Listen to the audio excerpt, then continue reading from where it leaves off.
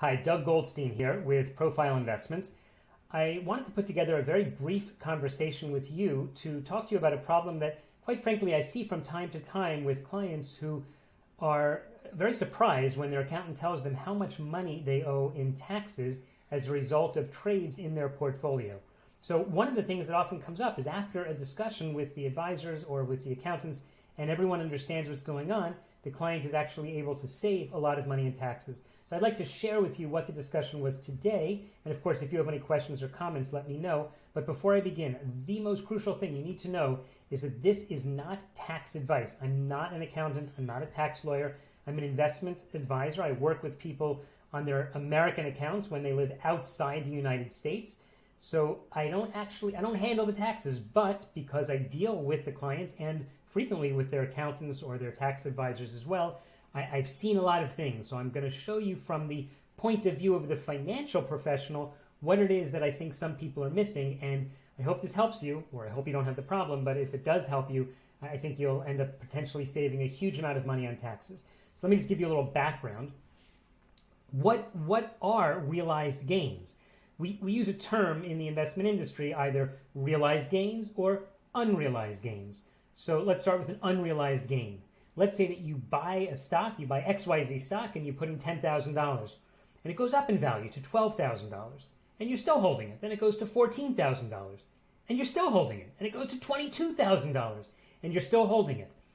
You're still holding it. It's gone up in value, but it's an unrealized gain. You haven't sold the stock. The only time that it becomes a realized gain is when you actually sell it. So that, of course, is a taxable event. If you sell it and it becomes a realized gain, then it's time to bring in the accountants and talk about what's going on.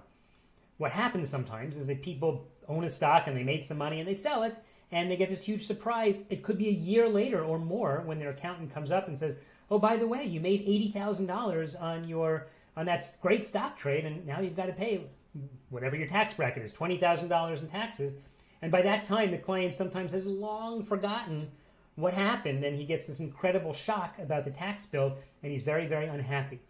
So one of the things that we try to do, and in a minute I'm going to show you actual statements and actual 1099 so you can see what it looks like.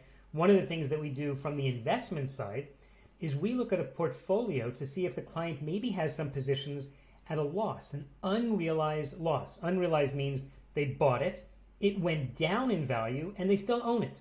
So they've got the loss, but since they haven't sold it, they haven't finished with the position, there's no tax consequence. So what do?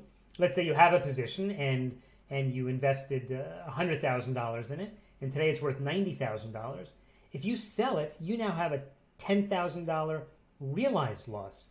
If you don't sell it, it's an unrealized loss. What's the difference? Well, if you have a $10,000 realized loss, and on the other hand, maybe you have another position that you sold for a $30,000 profit, normally you can offset that loss against the gain. You say to the government, hey, listen, I made $30,000, but I lost $10,000, so I should only be paying tax on the $20,000 of net profits. So that's the difference between unrealized and realized gains, and everyone needs to understand this, and there are a lot of strategies involved in dealing with this. So what's the problem that I was dealing with? We provide a huge amount of information. The brokerage industry, the banking industry is required by the regulators, and I think it actually helps clients a lot that we give a huge amount of information, but sometimes clients get information overwhelmed, they don't know what to do with it, and what they end up doing is they get a 1099, maybe that's a form you've heard of. A 1099 is the year-end statement you get for, let's say, your brokerage account. And it shows what the cost basis was. Cost basis means how much you paid to buy stuff. And it shows the sale price of what you received when you sold the things. So what happens is it may show on your 1099 that you bought your investments at $30,000 and you sold them at $100,000. So the accountant says, oh, look, there's a $70,000 gain. And that's what he's going to file your tax return on. Unless, of course, you give him more information and you paint the complete picture, which means that not only do you look at the 1099, but you also look at the December statement, which usually provides a summary of everything that goes on. And that way you can look at the cost basis, not just what appears on the 1099, because that doesn't always cover all of the information. The December statement hopefully will have a lot more information and enough information to actually file your tax return properly. If you don't use both of these documents, it is very, very possible you won't actually be properly filing your tax return. So what do you look at? The year-end statements will provide a very, very comprehensive view. The year-end statements, they're not usually 1 or 2 pages. Sometimes they're 20 or 30 pages. It's a huge amount of information. The 1099 is telling you what information the brokerage firm is sending to the IRS. But that's not the whole story. As I mentioned before, there's more information that's available on the December statement. So you need to bring the two together to have absolute clarity. By doing this, by the way, it allows you to proactively do tax planning. This is something we talk to clients about all the time. We look at their portfolios. Normally, we spend more time doing this towards the end of the year to see how much in realized gains they have. We compare that against the unrealized losses they may have, and then we try to offset some of the gains against the losses to offset their taxes. It's important to realize that there's a risk in not selling losses. Sometimes people say, "Oh, Doug, I don't want to sell at a loss because maybe it'll go back up." Okay, that's one philosophy, not one that I agree with, but it's a philosophy. But it certainly doesn't help you in terms of taxes. And needless to say, since most of the people I work with are cross-border clients, they mostly live in Israel and they have U.S. portfolios, it's critical you speak to an accountant who deals in both Israel and in the U.S. or whatever country that you live in. Okay, so now we're going to dive into misinterpreting the 1099. I'm going to explain to you why that happens, getting a limited cost basis understanding why you don't have all the information, and how people really are missing out on saving a lot of money in taxes. So this is an example of a real 1099. You can see on the first line there, it says gross proceeds, covered and non-covered. So I want to talk about that expression, covered and non-covered. And in this case, it was $300,000. So that means gross proceeds means that the client sold positions that he had for about $300,000. Now the next line says the cost, right? How much should he buy those positions for? And it says here $34,000. So you might very reasonably think, oh, I paid $34,000 and I sold it for $300,000. Wow, so I made like $266,000 in capital gains. Great, look how much money I made. And if you don't look any further, or your accountant doesn't look any further, all of a sudden you're going to be paying taxes on that much money. So the key thing I want to point out here is there's this word covered and non-covered. So they tell you the gross proceeds. Again, that means when you sold the investments, you got $300,000 of covered and non-covered transactions, but the cost basis on the 1099 only shows the covered transactions. Now, what does this mean? This has to do with a regulation that the IRS made, and I can't comment on all the thousands and thousands of pages of regulations, but I just want to point one thing out here, which is that certain information is certain transactions which people had from a long time ago would be considered non-covered and therefore not reportable on the 1099. So in this case, we're only showing the covered transactions. It looks like, and this is the deceptive part, that the client paid $34,000 for these positions that he sold at $300,000. Now, I'm going to explain to you why you need to look at the December statement also. So let's jump down to the December statement. Okay, now in the December statement, what you can see here, it's a little bit smaller, but I'm going to point things out, is this column shows you the cost basis, right? So this is, and this is showing you the proceeds, right? Remember that number, that $300,000? Here, we can see it over here. $300,000, it appears there. That number is the same.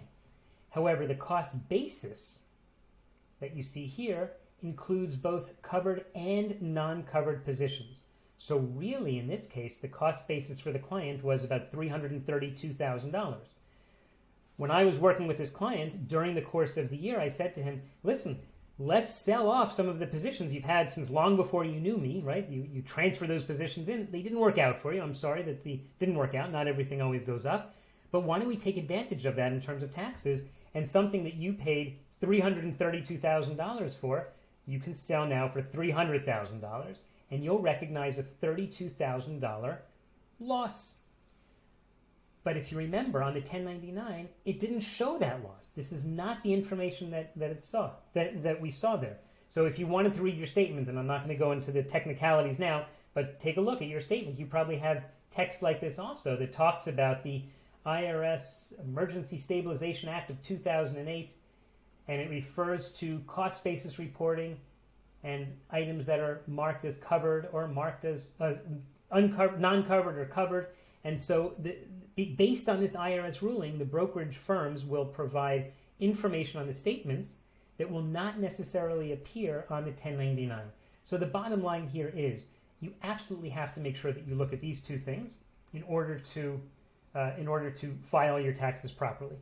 I'd just like to suggest to everyone that you do a comprehensive review with your accountant and your financial advisor. One of the things I said to the client while we were talking, and he couldn't understand why his accountant said he owed so much money in taxes, I said, let's get the accountant on the phone. This is the time when you want your professional speaking. As a financial advisor, I always encourage clients to bring their accountants into the phone calls with us so that we can actually go over everything. Of course, you need real professionals, people who understand, who are licensed both in Israel and the United States if you're dealing in those two countries. So they really understand what's going on. As you can see, I've tried to take an issue which is a little bit complicated, and I hope I've presented in a simple enough fashion that I haven't bored you to tears. I hope not, but at least you can see what the problem is and why people might end up paying way too much in capital gains taxes if they don't realize what's going on. So by doing this proactive planning, you can really end up improving your tax situation, hopefully optimizing your tax situation as much as possible. As I mentioned at the very beginning, I'm not a tax advisor.